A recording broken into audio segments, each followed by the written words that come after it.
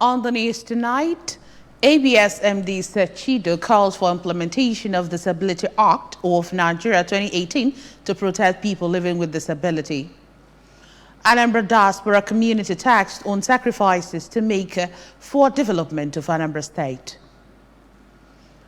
EU invests 45.5 million euros for access to quality education in Nigeria. And nuclear-armed the U.S. submarine makes a first port call in South Korea. Before the news in detail, here is a special message. Governor Chukwuma Soludo has come for a total turnaround, maintenance of the Anambra State economy and the promotion of core Igbo values. Let's give him maximum support for the task ahead. Good evening and welcome to the news. My name is Chidimma Orangwa. The Managing Director, Anambra Broadcasting Service, EBS, or Sechido Obidiegwu, has called on government to implement the Disability Act of Nigeria 2018 in order to protect the rights of persons living with disability. Sechido made the call at the Mandela Washington Fellowship Alumni Association of Nigeria Summit held at Nnamdi Azikiwe University, Awka, which attracted people living with disability, students, experts, professionals, and role models in different life endeavors. Queen Anibogo completes the story. The Mandela Washington Fellowship is a flagship program of the United States government's Young African Leaders Initiative, YALI, which has brought over 5,000 young leaders from countries in sub-Saharan Africa to US for academic and leadership training. In his paper presentation titled Persons Living with Disabilities Beating All Odds in a Challenging Society, the MD of ABS, Sechido, pointed out how countries like the US and many countries in Europe follow their disability laws religiously, which is a far cry from what is obtainable in Nigeria, where people living with disabilities are facing lack of inclusion in almost every sphere of the society. He mentioned the challenges people living with disabilities are facing in Nigerian society, the people culpable, and stressed the need for government to enforce disability laws that are already in existence, pointing out these laws are useless if not enforced. He also advised people living with disabilities to shun self-pity, turn their misfortune to fortune, as well as apply God factor where their human strength ends. In the One Youth, Two Skills program that is going on, we have 5% reserved for people living with disabilities. Doesn't that show that the governor is coming to say that he loves you? Please put your hands together for Mr. Governor.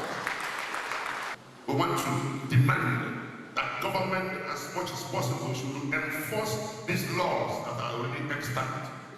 Like all these professional groups, all these sectoral groups I mentioned, we need to be patient, we need to be more accommodating. We need to show empathy. We need to show concern and compassion towards people living with disability. Now, to you that have this disability, it's important for you to speak to yourself. To know that disability is not a death sentence. And self-pity cannot take you anywhere. In an interview, the coordinator of MWFAAN in Nigeria, Ms. Nkechi Udeboka, explained that this is the first time the association is having a summit in the Southeast, and it is all about inclusion to recognize especially young people living with disabilities who are not being included in many plans. While emphasizing on the need for everyone to abide by the disability laws, Ms. Udeboka urged government to also endeavor to empower the disabled, even as she advised the disabled to invest in self-development. The summit is all about inclusion. We want to recognize young people who are beating the odds, doing a lot in the society. The event has its theme as Beating All Odds. Queen Anibogo, ABS News.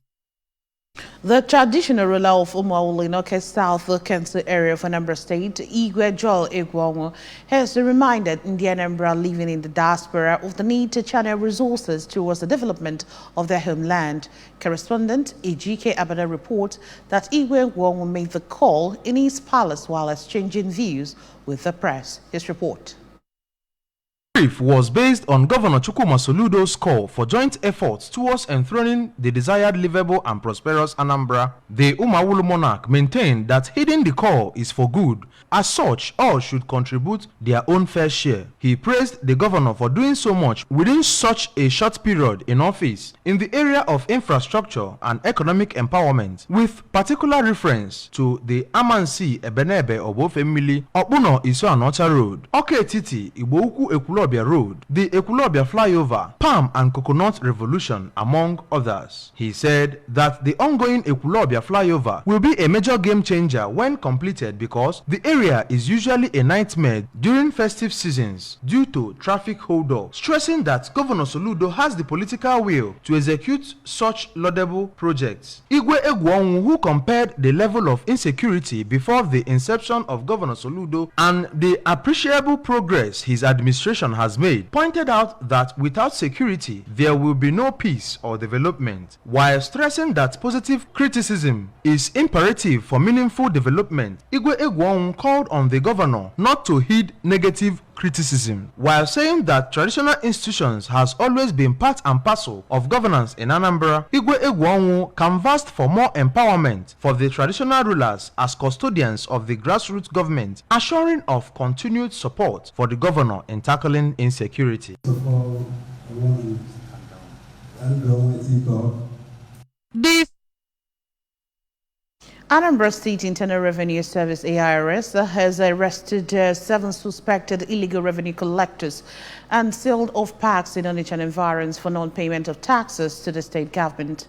The executive director in charge of operations and all the revenues in AIRS, Dr. Christian Madbuka, made the arrest while visiting parks that refused to pay their taxes into government coffers. Correspondent Amaka Chibuzo-Okoye has details.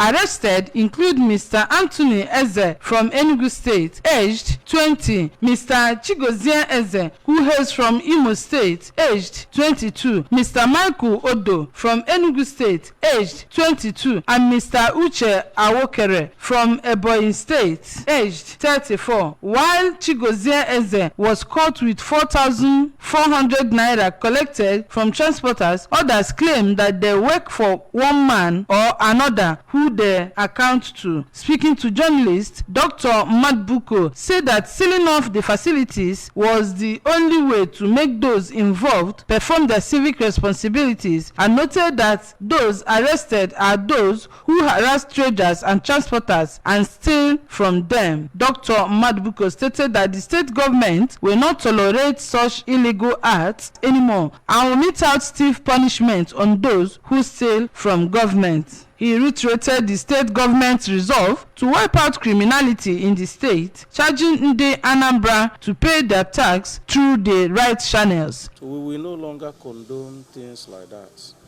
We will ensure that if you are caught, you will dance the music. We will prefer a stiff punishment to people who steal government revenue. Gradually, we will get there. We will be consistent. And I can assure you we will be there. Amaka Chibuzo-Okoye. State Chairman of All Progressives Grand Alliance, ABGA Chief Ifeatu Obi-Okoye, has applauded the immediate past National Chairman of the party, Dr. Victor Oye, for recording spectacular performance in office. Political correspondent Chukwemeka Modelim reported that Chief Obi-Okoye gave the commendation in Oka while felicitating with Dr. Oye on his 67th birthday anniversary celebration. The state ABGA chairman described the immediate national chairman of the party, Dr. Oye, as a quintessential leader who proved what strong and focused leadership was all about at a critical time in the history of ABGA. Chief Obi-Okoye also acknowledged the noble contributions of Dr. Oye to the growth and sustainable development of ABGA, despite unbridled distractions from elements of negativism who plotted to hijack the leadership of the great party. He maintained that Dr. Oye played a critical role to the position ABGA enjoys today as one of the biggest political parties in Nigeria, and prayed God to continue to sustain and strengthen him with good health to continue his service to humanity. 17 indigent students drawn from various institutions of higher learning across the state have been awarded scholarships by Dr. Chioma Awuzie Foundation. The event, which took place at Federal Polytechnic Oko Auditorium, also featured the 50th birthday celebration of the benefactor, Dr. Mrs. Chioma Awuzie, and distribution of gift items to the students, while a free medical outreach to people and distribution of wrappers to readers of St. John and Paul Ibapop Award from the climax of the empowerment program by the foundation. Emengini Osadebe was at the event and filed in this report. Dr. Chioma Awuzie Foundation, Touching Lives Positively, is a non-governmental organization aimed at alleviating the plight of the downtrodden in the society. In his opening remarks, the chairman on the occasion, Professor Moses Nkem Chido, commended the benefactor for recognizing the pains and sufferings of the indigent, as there are a lot of affluents in the society who could not share what they have with others, challenging the beneficiaries to always remember where they stand. Celebrate with one of our own, in the person of Dr. Chioma Awuzie, somebody who felt that it is not just good to eat alone. Somebody who felt that the greatest investment one can make in life is in the development of the human capacity. Somebody who feels the pains of the indigent students. Somebody who recognizes what the poor is going through. Somebody who understands what the widows are going through. Somebody who equally knows the pains of the sick. You see, it is not just easy for one to be able to rise up to the point where he or she can touch lives. In her welcome address, the celebrant and benefactor, Dr. Mrs. Chioma Awuzie, said her foundation was born out of deep-rooted compassion and personal commitment to human security, saying that she started caring for people in need, irrespective of their local government or state of origin, with her meager earnings, emulating various acts of charity embarked upon by the foundation. May I congratulate all the recipients of this year's Dr. Chioma Awuzie Foundation Scholarship Award and encourage them to use their funds judiciously. In their remarks, heads of various institutions at the event, which include Rector Federal Polytechnic Oko, Dr. Mrs. Francisca Nwafulugo, represented by the Deputy Rector, Dr. Ken Ezekwe, the Vice Chancellor, Nnamdi Azikiwe University, Oka, Professor Charles Esimone, represented by Professor Eunice Ibekwe, and the Provost, Nwafo Orizu College of Education, Nsugbe, Dr. Mrs. Ifeyinwa Osebo, represented by Mr. Tochukwu Anekwe, eulogized Dr. Mrs. Chioma Awuzie for impacting the lives of the indigent, describing the feat as a great sacrifice that will add value to human lives, urging the affluent in the society to eschew self-centeredness and use their wealth to add value to the lives of others, while challenging the beneficiaries to reciprocate the gesture by studying hard to become useful in the society. Speaking later to the ABS in an interview, the husband of the benefactor, Mr. Fidelis Awuzie, described his wife as the Dorcas of the present generation, expressing joy at the excess show of love to the less privileged and called on other affluents to emulate her gesture. So ndị amara ma were na ọnwa ama unu na eburu lugolu na ọlụ okpukpe charity anyị mere taa bụ charity bụ ngosipụta love inwe kesị mmadụ love nwebeghị ime ọ ime charity. The essence of love is charity.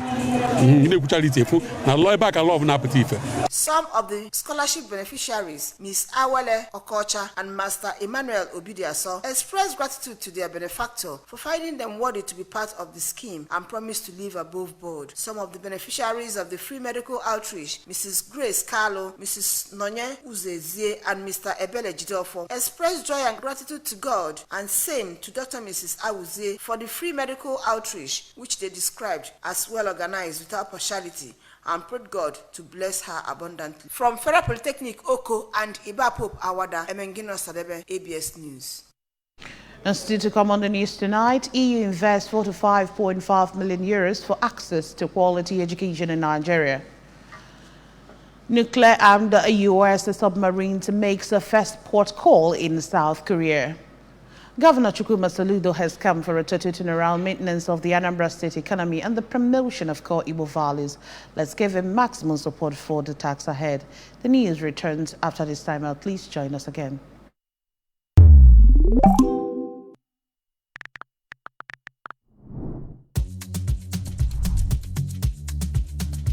Enjoy sports made for you.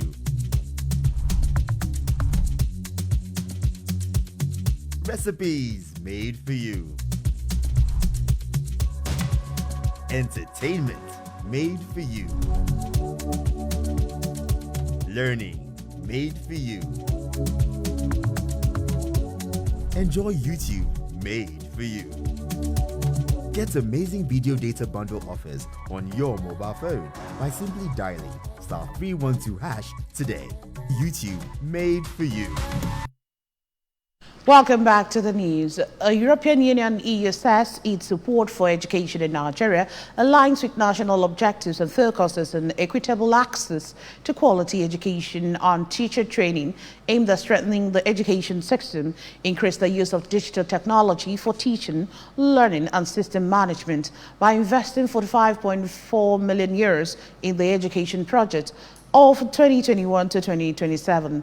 The head of the EU delegation to Nigeria and ECOWAS, Ms. Samiola Isipi, stated this while announcing the offer of postgraduate scholarships to young Nigerians in top European universities under its flagship educational program, Erasmus Plus program. Princess Equiachide has details. Plus is the European Union's flagship program for education, training, youth and sports for 2021 to 2027. It offers a range of opportunities for higher education students, staff and institutions from around the world, both for individuals and for organizations. Announcing the scholarship at the press briefing in Abuja, Mrs. Sopi said the figure places Nigeria on the #1 spot among beneficiaries of the EU postgraduate scholarships in Africa in the past 5 years and among the top 5 globally.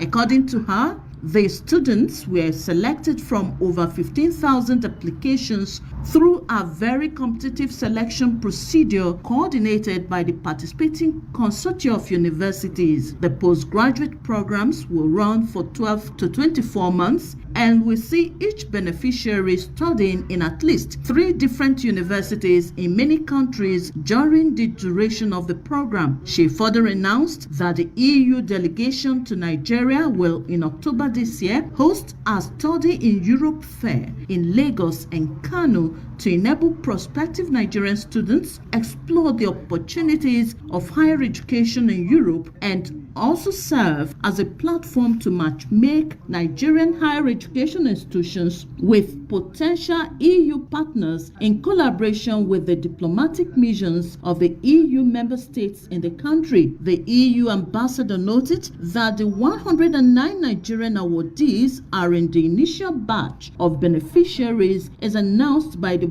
organizers of the program in Brussels, and the number is likely to increase. This is really for us also a way to develop people-to-people contacts, and that's why we strongly believe that this is not only a way to contribute to Nigerian capacities, but also to foster those relations that will be beneficial for both countries. In Abuja, Princess Ekwi Ajide reporting. For the first time in decades, a U.S. nuclear capable of a Navy ballistic missile submarine has made a port call in South Korea in a move that comes just days after North Korea testified what it said was a solid-fueled intercontinental ballistic missile. The presence of the Ohio-class ballistic missile submarine in the South Korean port city of Busan was announced by the country's defense ministry on Tuesday afternoon. It came as Kurt Campbell, coordinator of the Indo-Pacific at the U.S. National Security Council, who was at the inaugural meeting in Seoul of the Nuclear Consultative Group, NCG. The NCG is a joint U.S. and South Korean panel set up by the country's leader at the summit in Washington in April. The port call came out of an agreement between U.S. President Joe Biden and South Korean President Yoon Suk-yeol, When they met at the U.S. Capitol in April, the Washington Declaration included a set of measures aimed at making Pyongyang think twice about launching an attack on its southern neighbor. Napoli head coach Rudy Garcia has once again reiterated that he expects Victor Osimhen to remain at the club. Osimhen is a subject of interest from European big guns after a stellar campaign with the Partenope last season. The forward's hefty price tag has scared the suitors away, and Garcia is hopeful that Nigeria will be at the club next season. The gaffer hinted that the 24-year-old will resume pre-season training today. Osimhen scored 26 goals in 32 league appearances for the Serie A champions last season. And that's just about it on the news tonight. But before we go, a quick reminder that you can follow news and programs on ABS from many parts of the world by liking our Facebook page. Follow us at Anambra Broadcasting Service. Subscribe to our YouTube page at ABS Television Oka, and on Twitter at ABS Radio TV. Instagram at ABS Radio TV. You can also log on to our website at www.absradiotv.com. And now the main points again. ABS MD Sir Chido has called for implementation of Disability Act of Nigeria 2018 to protect people living with disabilities. Anambra diaspora community has been taxed on sacrifices to make for development of Anambra State. EU has invested 45.5 million euros for access to quality education in Nigeria. And on the foreign scene, we also told you that nuclear-armed U.S. submarine has made first port call in South Korea. Remember that Governor Chukwuma Soludo has come for a total turnaround maintenance of the Anambra State economy and the promotion of core Igbo values. Let's give him maximum support for the task ahead.